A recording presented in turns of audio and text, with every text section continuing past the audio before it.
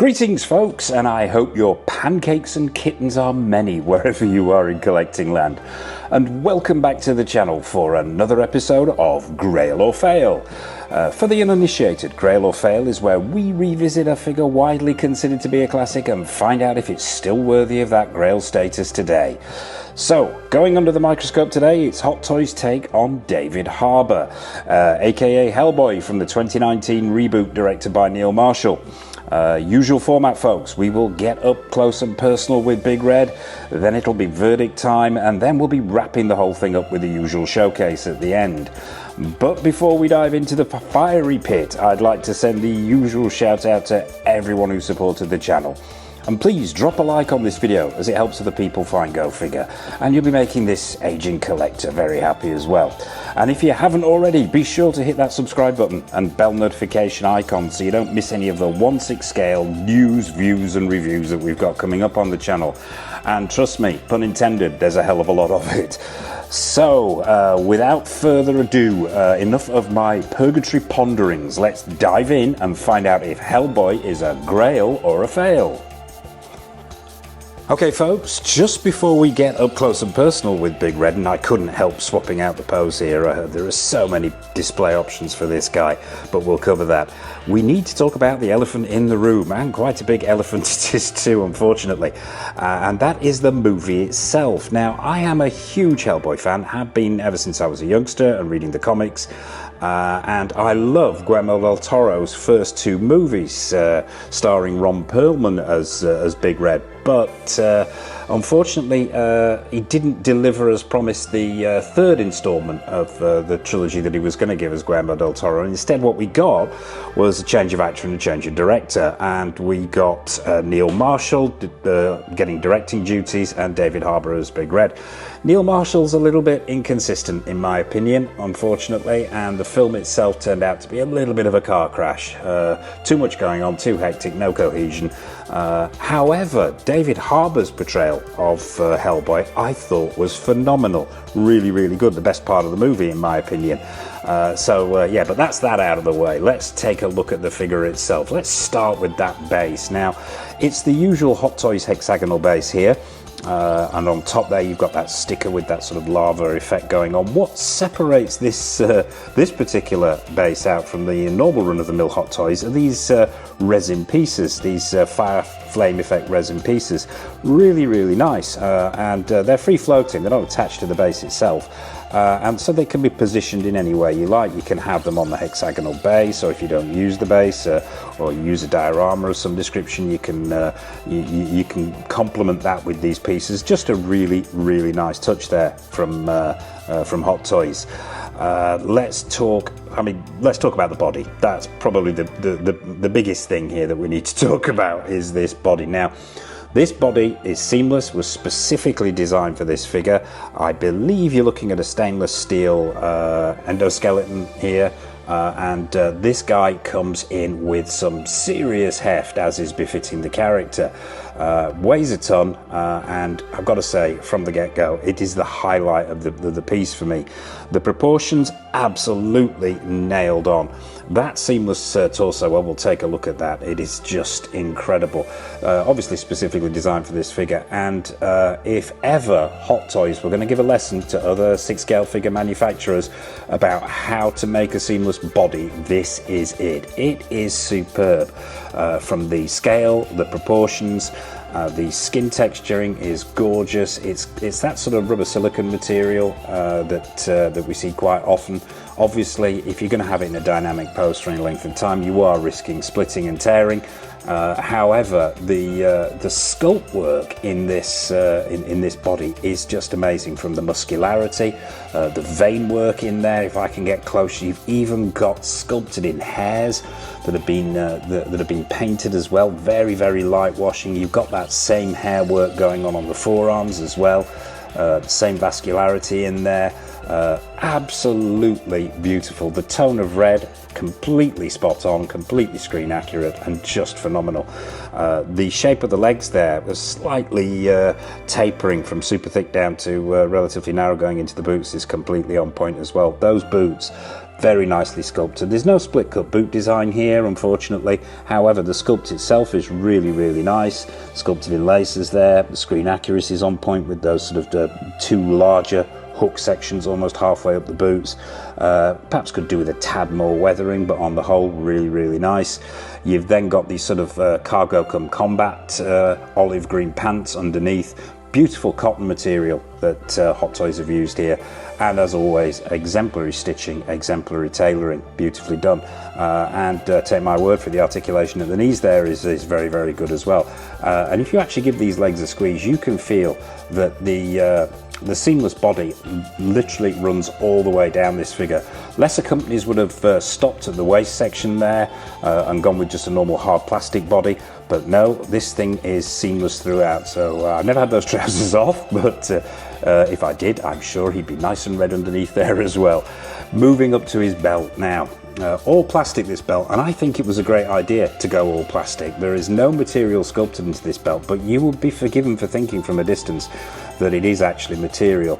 Sculpting, paint applications are really, really nice. The buckles, the detailing, all those pouches, the rosary hanging down there, that communicator, which is removable, that just simply hooks over the top of the belt. To the holsters. Now the holster, beautifully designed. I'm just going to spin him around a little bit here so you can see the detailing on these pouches that's been painted on. We'll bring him around so you can see the detailing at the back as well of this belt.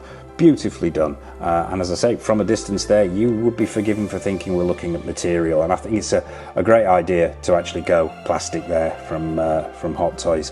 Moving up, the body itself, well, then that is one of the guns in his holster there. The other one he is holding, and actually worth looking at the accessories here, because this is another thing about this piece for me, is just the sheer quantity. Obviously you've got the stone hand there and the normal hand, and he also comes with a selection of ungloved, unstoned hands, one with the wrap on it there, that sort of binding thing with the rosary effect going on. So you get 4 of those. So there's 5 there, and you get 6 in total of the non-stone hands. Of the stone hands, you're getting 3. And they are beautifully done, I have to say.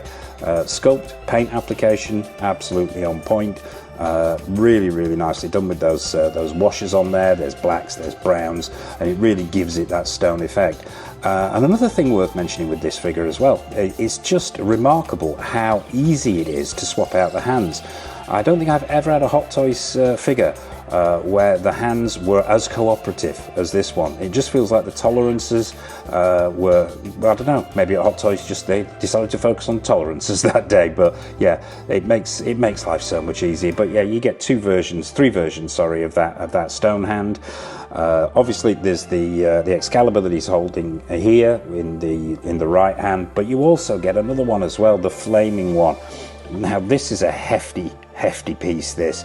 Once again, it's that resin that they used in the base there to create that flaming sword effect. It gives it some heft, so it's not the easiest thing in the world for him to hold, but it looks gorgeous. The light plays off it beautifully. If you backlight this thing with some white and red lights, it looks gorgeous, and the hilt's really well sculpted. And you're probably noticing there's a little peg in there. So to take into account the weight of this thing, the Hot Toys actually put a small hole in the palm of the hand there that grips it to give it that extra security so it won't slip out.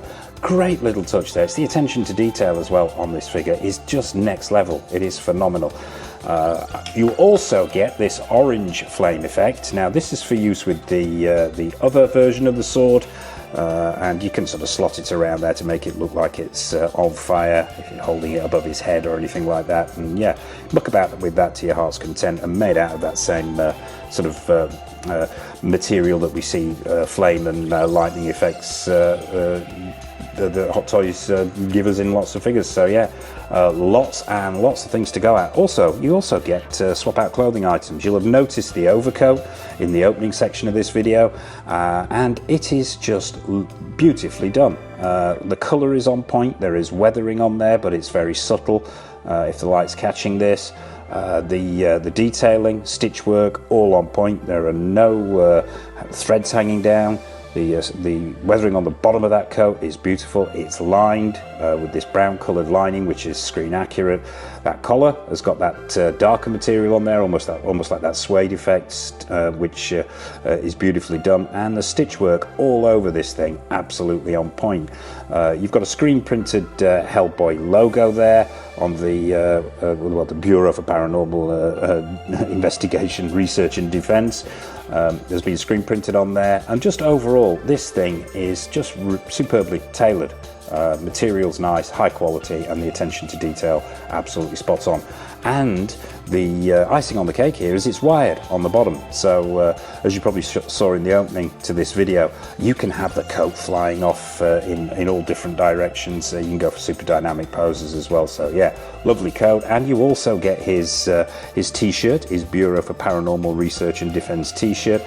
I don't use this very often, this vest, unfortunately, but it is really nice material. It's been weathered, it's screen accurate, and that logo on the front there is very well printed on too. So yeah, not something I use very often. In fact, I barely use this at all, because why cover up this amazing body? So moving back to the figure itself. So detailing on the weapons is next level stuff. They're all sculpted plastic, but they're just great. The guns, super screen accurate, really, really well done.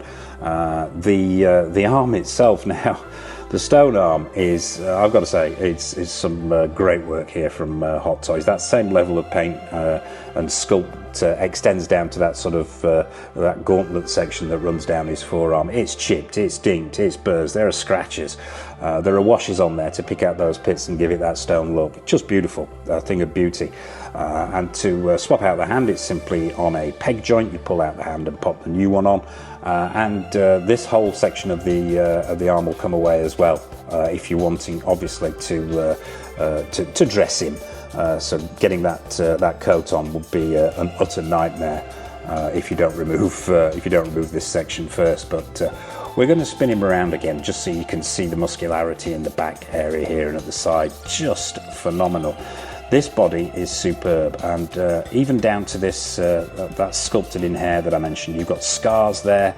The individual muscles are picked out, the traps, the triceps. That hair effect running down the spinal column there, I think, is superb. I really, really do. And then you've got his tail now. That hair effect runs down the back of the tail as well with the sculpt and paint applications, and this tail is wired, it's posable, so you can have it going off at angles. You can use it to balance him. If you're going for dynamic poses, you can have it bending round the front. Just great, absolutely brilliantly done there. And let's move up to the head sculpt now. You probably noticed in the opening section of this video that I had him with the overcoat on and without the crown and the horns, and that's another fantastic thing about this piece. If you want to go for the fully horned look, you can. It does give him a lot of height, but the horn sections on the forehead there are removable, and as you can see down here, these two pieces actually pop in. They're keyed in to the holes on the forehead. So you can go for either look. You can go for horns on or horns off. Horns on, he has some height to him, and there goes the sword. We'll put that to one side for a moment. Let's just take a look at these horns, and it's the same level of sculpt and paint application on the rest of the body there. That colour's continued, those washes are continued. They can be a little bit problematic to swap out sometimes, and you have to futz them to get them to fit snugly, but I think that is an epic look there, horns on. Head sculpt, wow, absolutely amazing. 100% David Harbour as Hellboy there. The hair itself is really nicely done in sculpted plastic. It's the right colour, it's the right length. The detailing on there is great. I mean, I suppose the only thing I would say exercise caution with here is if you're moving that head sculpt around, be careful not to scratch this beautiful body here, this seamless body. But overall, I think, yeah, paint applications, next level stuff. Those eyes are super glassy. He looks suitably evil and mean. With the sculpt sort of facial pose that they've gone for here, and I think it is a phenomenal piece of work. And it's got its little party piece as well for when he does his sort of king moment in the movie. There is a little bun at the back here, and I shall just swing him round so you can see this. There's a little man bun at the back there. Now that is removable, and you have a small piece here to replace the bun if you're wanting to just have him crownless, and then you get that little clear section which attaches the crown, which is made out of the same material, obviously, that the flame effects on the base and the actual sword as well are made of. So there you have it, folks. I've got to say, I think this is a stunning piece, but we need to go in for a verdict on Big Red and find out if he is a Grail or a fail. Okay, folks, so it's time for a verdict on Hot Toys' take on Hellboy, David Harbour as Hellboy. I'm going to get this out of the way straight away. It's a Grail. 100%. In my opinion, it is an absolute Grail. It's not a run-of-the-mill Grail, if that makes sense. This figure flew under a lot of people's radar because the film didn't do that well, and because it wasn't publicised the way that Hot Toys normally publicise their figures. However, it's a Grail for a lot of reasons, and probably the biggest reasons for me why it's a Grail is simply the love, the attention to detail, the overall production and engineering that's gone into this puts me in mind of Hot Toys at their best. When they have passion, when they really love what they're doing and they go all in, they can produce some utterly phenomenal pieces, and this, in my opinion, this is one of them. That body, superb, absolutely superb. Some of the best seamless bodywork I have ever seen. The screen accuracy, the proportions, the paint applications, the way it's been engineered are all nailed on. The accessories, yeah, exemplary for Hot Toys here. They've included more than normal. This is the kind of accessories I expect to see with the DX figure from Hot Toys, not a standard issue. The head sculpt, absolutely on point, and the sheer options when it comes to how you display this figure, with the clothing, with or without the weapons, how you can really go to town and let your imagination run amok. So even if you are not a fan of the movie, which I am not, as I said at the top there, I am not a fan of the film. However, the film is not a classic. However, in my opinion, this figure is. And as I say, if Hot Toys could just put 50% of the love and the care that's gone into this into all their figures, I would be a very, very happy man. So there you have it, folks. That is Hot Toys' take on David Harbour as Hellboy. 100% Grail, and a fantastic piece it is too. So I hope you've enjoyed this video, folks. What's coming up on the channel? Well, we have a shed load of reviews coming in, new reviews, stuff from Hot Toys, from InArt, from Iconic Studios, Present Toys, Susu Toys, Caustic Plastic, the list goes on. We have more episodes of Grail or Fail. We've got more showcases and best ofs. In other words, we have a ton of stuff on the horizon. So as I mentioned at the top there, be sure to hit that subscribe button and bell notification icon so you're not missing any of the good stuff. And I suppose all it remains for me to say, from the Grail that is Big Red Hellboy, as always, take care of yourselves. Thank you for watching. Happy collecting, and it's over to the showcase.